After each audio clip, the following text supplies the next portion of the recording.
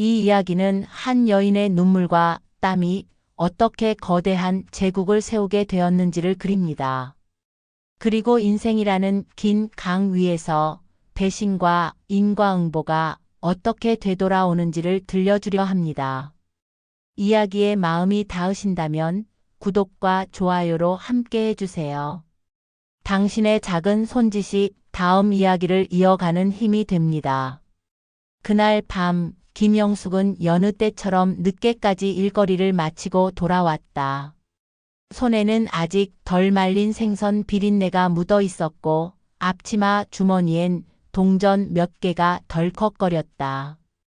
전기세를 내고 나면 남는 건 거의 없었지만 그녀는 여전히 다음 달엔 좀 나아지겠지 하는 마음으로 버텼다. 집 안은 조용했다. 아이는 잠들어 있었고 남편 박철수의 그림자는 어디에도 보이지 않았다. 낌새는 며칠 전부터 있었다. 옷차림에 신경을 쓰더니 늦는 날이 많아졌고 괜히 술 냄새를 숨기려 껌을 씹곤 했다. 하지만 그녀는 믿고 싶지 않았다. 설마 내가 같이 고생한 세월이 얼만데 설마. 현관문이 열리고 철수가 들어왔다. 그의 옆엔 한 여자가 있었다. 동네에서 이미 소문이 돌던 이름 박미정. 고운 치마를 입고 입술에 웃음을 걸친 그녀는 이 집의 주인이 아니었다. 영숙은 손에 들고 있던 수저통을 떨어뜨렸다. 소리가 바닥에 부딪히며 집안을 울렸다. 이게 뭐 하는 짓이야? 철수는 미정의 어깨에 팔을 올리며 비웃듯 말했다. 뭐 하는 짓이냐고? 이제는 내가 알 필요 없어. 난 갈 거다. 너 같은 촌스러운 여자랑은 못 살겠어. 그 말은 단순한 선언이 아니었다. 그동안 쌓인 무시와 경멸이 한꺼번에 터져 나온 비수였다. 그리고 마지막으로 철수는 현관문을 나서며 똑똑히 말했다. 넌 평생 나 없으면 아무것도 못해. 문이 닫히고 현관 불빛이 꺼지자 집 안엔 아이의 숨소리만이 남았다. 영숙은 잠든 아들의 얼굴을 들여다봤다. 박지훈, 아직 젖비린내도 가시지 않은 아이. 아버지와 똑 닮은 이목구비가 오늘만큼은 잔인한 운명 같았다. 그날 밤 그녀는 소리 내 울지 않았다. 울면 아이가 깰까봐. 대신 창문 너머 어둠 속으로 숨을 길게 들이마셨다. 눈물이 아닌 공기로 상처난 가슴을 메우듯이. 다음 날 아침 집 앞엔 낯선 발자국들이 찍혀 있었다. 빚쟁이들이 붙이고 간 압류 딱지, 붉은 글씨가 집 문짝에 붙은 채 바람에 펄럭였다. 전날까지만 해도 잠시 기대 안던 문턱이 하루아침에 낯선 판결문처럼 보였다. 영숙은 아이 손을 잡고 시장으로 향했다. 손에는 단돈 몇천 원뿐. 먹을 거리도 살림살이도 이미 빠져나간 상태였다. 시장은 시끄러웠다.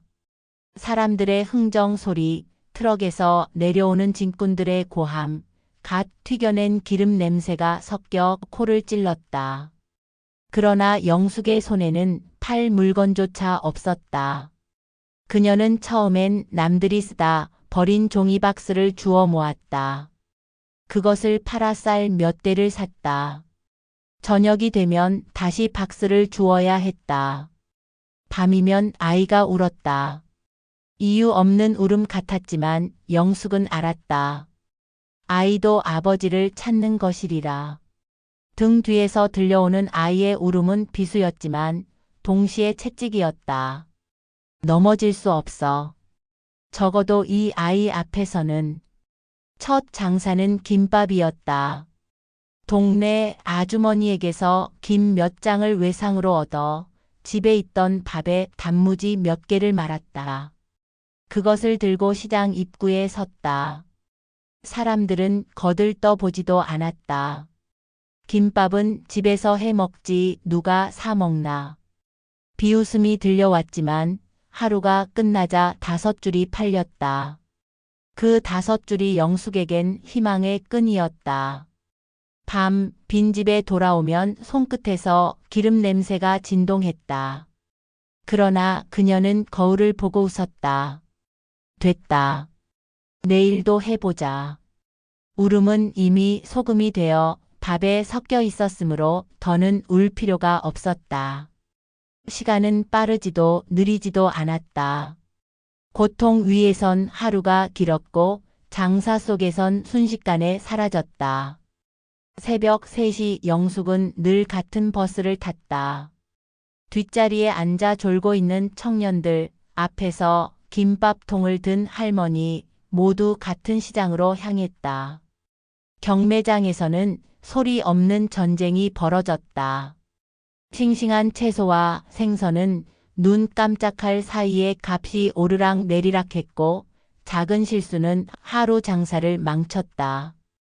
영숙은 저울 눈금을 몇 번이고 확인했다. 한 푼이라도 손해보면 오늘 저녁 아이 국에 고기가 빠진다. 이 단순한 진실이 그녀를 잡아 끌었다. 장사는 실패의 연속이었다. 무가 썩어버리면 한숨, 반찬이 남아버리면 한탄. 하지만 어느 날 동네 아주머니가 도라지나무를 사가며 말했다. 이거 내 사위가 먹기 딱 좋겠네. 간도 적당하고 씹기도 부드럽고. 그때 깨달았다. 반찬은 음식이 아니라 사정이었다. 누군가는 혈압 때문에, 누군가는 치아 때문에, 누군가는 외로운 밥상 때문에 찾아오는 것. 사람마다 사정이 다르니 맛도 달라야 한다. 그 후로 그녀는 반찬통마다 라벨을 붙였다. 심심한 맛, 부드러운 씹힘, 매콤한 입맛 회복용. 사람들은 그 라벨을 보고 웃으며 말했다. 사정식탁이네, 사정식탁. 웃음 섞인 농담이 결국 상호명이 되었다. 사정은 곧 브랜드였다. 병원 앞 시식회에서 일이 터졌다. 의사들이 반찬통을 들여다보며 말했다. 이거 환자들 식단에 딱 맞겠어요. 그 말은 주문으로 이어졌다. 병원 환자식 납품이 시작되자 입소문은 더 빨리 퍼졌다. 지자체 지원 사업에 선정되며 작은 가게가 순식간에 체인점으로 뻗어나갔다. 처음엔 트럭 한 대였던 물류가 어느새 창고를 거쳐 대형 냉동차로 바뀌었다. 직원이 늘고 노무사가 필요해지고 세무사가 회사에 드나들었다. 시장 바닥에서 시작한 장사가 이제는 사무실과 회의실, 공장과 포장 라인을 거느리게 된 것이다. 그러나 영숙은 초심을 버리지 않았다. 매일 아침 회의에서 직원들에게 말했다. 우리 반찬은 사람 사정을 담아야 해요. 그걸 잊으면 그냥 짠맛뿐이야. 세월은 묘했다. 거울 속에선 주름이 늘어났지만 사회는 그녀를 젊게 불렀다. 혁신적인 여성 CEO 김영수. 신문 헤드라인은 화려했고 강연 요청이 줄을 이었다. 아들 지우는 해외 유학을 마치고 돌아왔다. 그는 자신 있게 말했다. 엄마, 이제 우리 회사 글로벌로 갑시다. 글로벌은 모르겠고 엄마는 오늘도 반찬 맛부터 챙긴다. 영숙의 방엔 오래된 앞치마가 액자에 걸려 있었다. 얼룩은 지워지지 않았다. 그 얼룩이야말로 그녀가 버텨낸 증거였고 세상 어떤 트로피보다 값졌다. 반면 철수의 삶은 거꾸로 흘렀다. 한때는 골프장에서 웃고 술자리에서 호통치며 돈을 쉽게 굴렸다. 그러나 실속 없는 거래는 결국 들통이 났다. 박미정과 함께한 사업은 초반엔 번쩍이었지만 그 번쩍임은 폭죽 같았다. 잠깐 화려했을 뿐 곧 사라졌다. 빚은 눈덩이처럼 불었고 추심 전화는 새벽부터 밤까지 울려댔다. 그리고 어느 날 미정은 아무 말 없이 떠났다. 나까지 망할 수는 없잖아. 그 한마디만 남기고 자취를 감췄다. 철수는 남았다. 술만 벗삼아 비틀거렸다. 예전 친구들은 전화를 받지 않았다. 친척들조차 등을 돌렸다. 사람은 몰락할 때 자신이 얼마나 가벼운 존재였는지를 깨닫는다. 그제야 그는 신문 한 귀퉁이에서 사정식탁 홀딩스라는 이름을 보았다. 사진 속 김영숙은 단정했고 성공한 사람만의 절제된 미소를 짓고 있었다. 그제야 그는 알았다. 밥 한 끼만 그 밥을 빌리러 가야겠다. 어느 흐린 날 철수는 영숙의 회사 정문 앞에 섰다. 점퍼 지퍼는 반쯤 부러져 있었고 신발 뒤축은 넘어갔다. 경비의 시선이 차갑지는 않았다. 경비의 시선은 직업이었다. 그는 경비명이 적힌 명찰을 만지작거리며 안내 데스크로 전화를 걸었다. 이름을 말하는데 시간이 걸렸다. 박철수입니다. 그 발음은 오래된 상자에서 꺼낸 낡은 사진처럼 빛이 바랬다. 사람의 이름은 자주 불릴수록 또렷해지고 오랫동안 불리지 않으면 희미해진다. 영숙은 창밖을 보았다. 비가 약속처럼 내렸다. 그는 오래전에 떠난 남자의 이름을 다시 들었다. 그 이름은 더 이상 칼이 아니었다. 그녀의 심장은 이제 강철이 아니었고 물이었다. 칼은 물을 가르지 못한다. 칼은 잠깐 물살을 어지럽힐 뿐 다시 아무 일도 없던 듯 흘러간다. 그녀는 자리에서 일어나 구내식당으로 향했다. 회사의 식당은 건강식을 기본으로 했다. 소금은 절제되고 국물은 맑았다. 그곳은 기름보다 시간의 냄새가 진했다. 그녀는 2그릇을 받았다. 밥과 국 2~3가지 반찬. 철수는 그녀를 보자 고개를 숙였다. 말은 짧았고 숨은 길었다. 밥 한 끼만. 그 말은 구걸이었지만 또 다른 의미로는 인정이었다. 자신이 버린 것을 타인이 지켜냈다는 사실에 대한 늦은 허리 굽힘. 영숙은 고개를 끄덕였다. 말이란 때로는 필요 없다. 한 사람이 다른 한 사람을 향해 밥을 미는 행위 그것만으로 충분한 장면들이 있다. 식당의 소음은 잔잔했다. 숟가락이 그릇을 스치는 소리, 물컵을 내려놓는 소리, 누군가의 가벼운 웃음. 삶의 소리는 언제나 크게 울리지 않는다. 커다란 울림은 대개 비극의 음악에서나 가능하고 일상의 무대에서는 작은 소리들이 서로 기대어 풍경을 만든다. 철수는 밥을 먹었다. 허겁지겁 먹지 않았다. 어쩐지 그런 예의는 남아 있었다. 그는 숟가락을 들 때마다 눈을 떨구었고 씹을 때마다 기억을 삼켰다. 젊은 날의 자신, 책상 위의 발, 술잔을 부딪히던 손가락, 언제나 쾌활했던 잘난 체. 씹는 동안 그 모든 것이 질겨졌다. 사람의 기억은 가끔 고기처럼 질겨져 오래 씹어야 겨우 삼켜진다.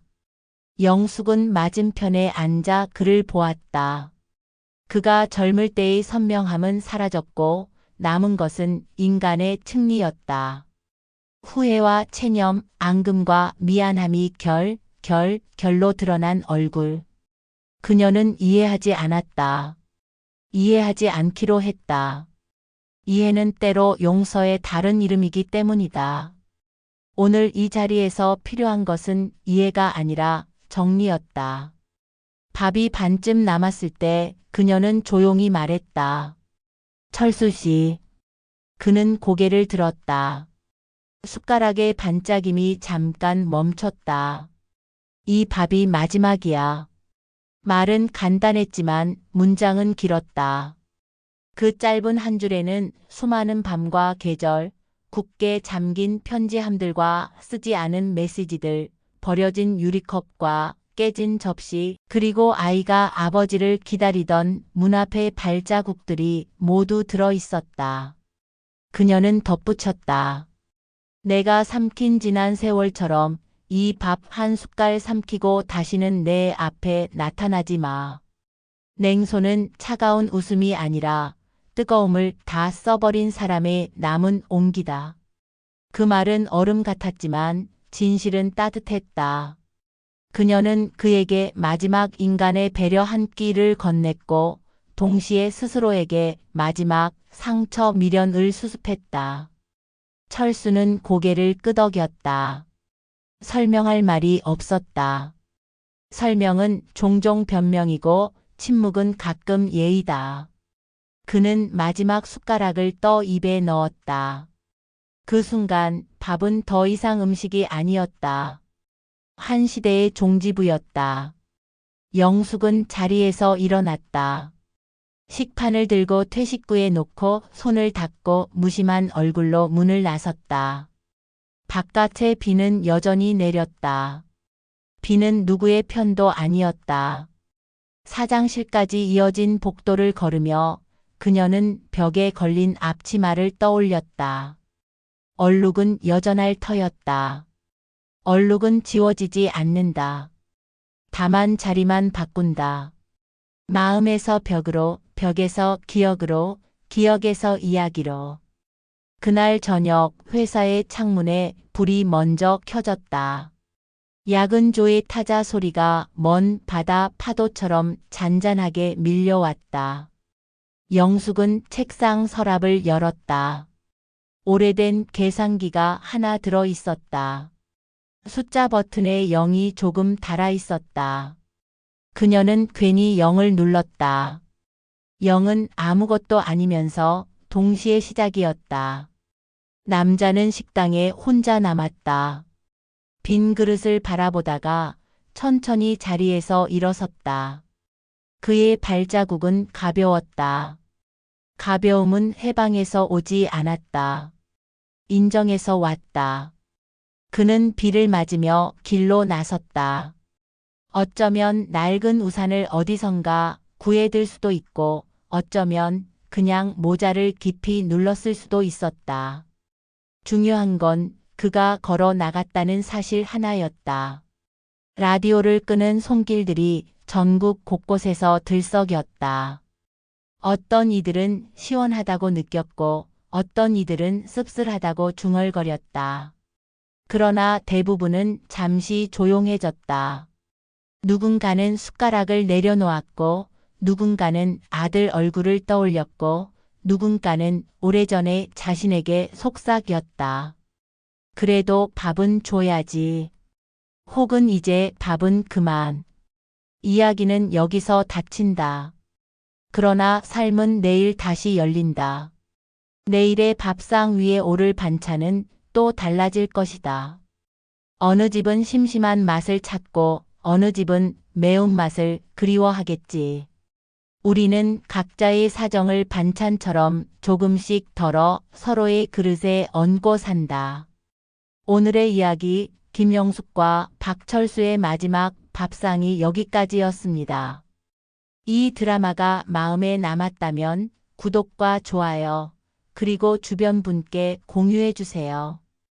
당신의 작은 손짓이 다음 이야기를 계속하게 합니다. 다음 시간에도 우리는 삶의 사정을 조용히 덜어 서로의 그릇에 얹겠습니다.